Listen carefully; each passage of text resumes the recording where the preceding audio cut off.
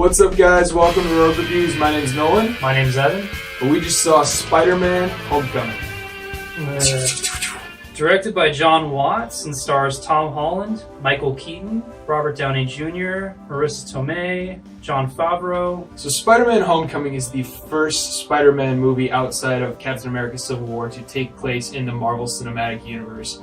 I gotta say, they did it in a very natural way. Like, right out the beginning, you see, hey, we are in the Marvel Universe. This is where the Avengers fought. This is where all this stuff is. Sony and Marvel, came together to make this project, and I thought it worked out really well for everybody. The way you state how it made everything natural, I think that that's a way to put it, where they took the craziness of the Avengers story and the Civil War and all that, and they applied it to kind of how we see it as normal people, where we see the aftermath, we see the carnage, we see the cleanup. And I'm glad that they showed all that, because it's kind of something that gets, shoved off in the corner like, the city will take care of itself. Yeah. Where in this, we actually see the process of cleaning up after those insane battles, and how everyone's kind of just accepted that this is the way the world is now, with, superheroes and all the alien technology. Like, it's so nonchalant, and I love how they did that, because it makes the movie that much more relatable. When they started making this movie, we heard a lot about how they wanted to go for like a John Hughes coming-of-age movie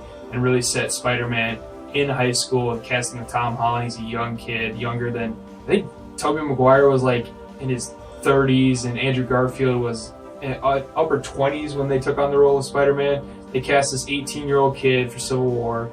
He's 19 by the time they're filming this movie, and I think they really delivered on that promise of that whole high school feel.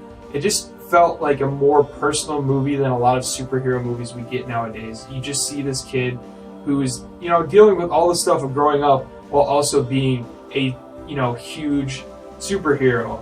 And that was really kind of refreshing and different take that most movies never have gotten to in this cinematic universe and other cinematic universes. It's definitely a breath of fresh air, where the scale of the movie being toned down to kind of, bringing it back to real life, where we have a kid going through high school, we have all the trials and tribulations of that, trying to, keep that square along with the superhero life.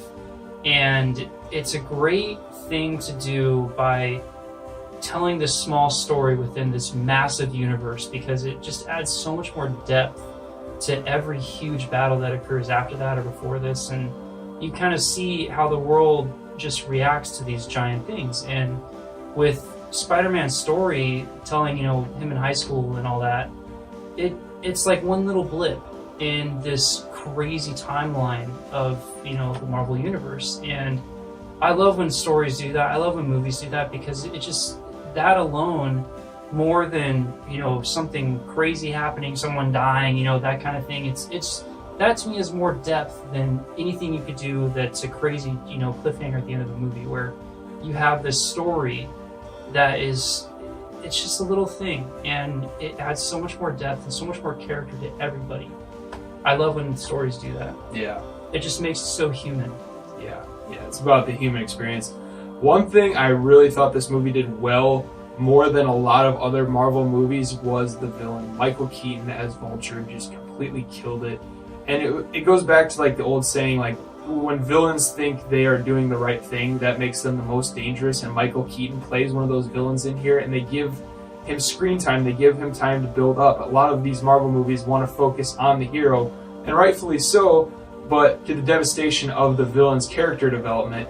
And here we got an equal character development between Spider-Man growing up, Tom Holland just knocking it out of the park, and Michael Keaton as Vulture, just really understanding, hey, what this guy is willing to do and go for as the villain, I thought made him all the more terrifying in the end. I really also like one of my biggest fears going into Spider-Man Homecoming was the trailers made it look like Iron Man 4 with Spider-Man, So I was like, all right, are they going to overuse Tony Stark? Not that Robert Downey Jr. is ever a bad thing as Tony Stark, but I didn't want him to take over Spider-Man's movie, and he really doesn't. He is he's becoming a father-like figure for Spider-Man. They don't really mention Uncle Ben, but they kind of hint at it in certain scenes, so he clearly doesn't have a father figure.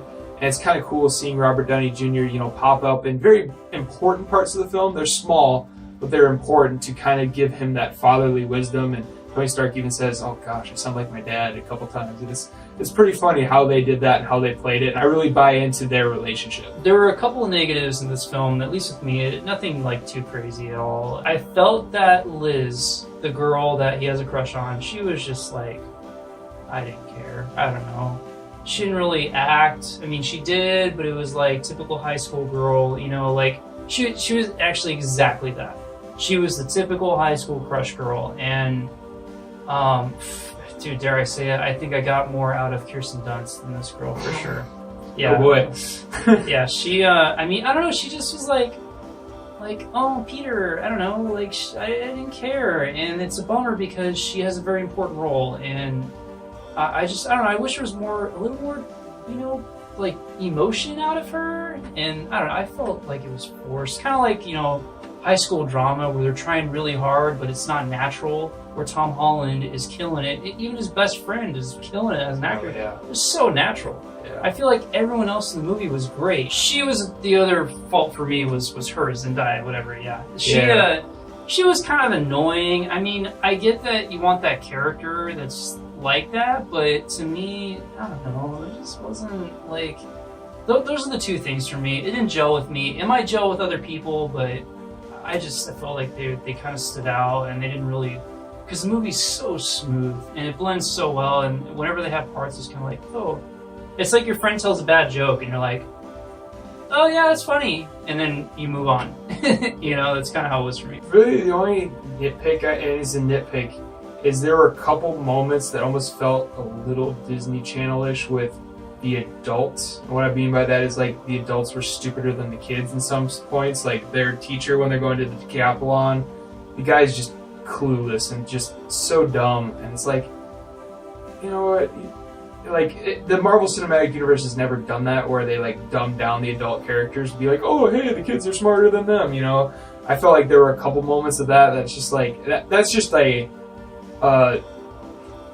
it's just a pet peeve of mine in general. So whenever I see it pop up in a movie, I'm like, really, you know, you had to do that. But like I said, it was a nitpick. Other than that, I thoroughly enjoyed this movie from start to finish. So what would you rate Spider-Man Homecoming?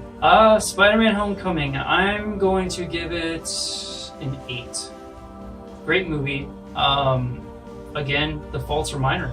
Like, if there were any, really, it was very smooth. Yeah, I'm going to give Spider-Man Homecoming a 9. I just loved it from start to finish. It was fun. Performances are great. The directing is great. The character development is fantastic. The action set pieces, when they do happen, are great. It's just a great entry into the Marvel Cinematic Universe. So yeah, 9 for me. Alright guys, did you guys go see Spider-Man Homecoming this weekend? Comment below on your guys' thoughts of the movie. Make sure, as always, to like and subscribe to Rogue Reviews for more awesome content. And we will see you guys next time.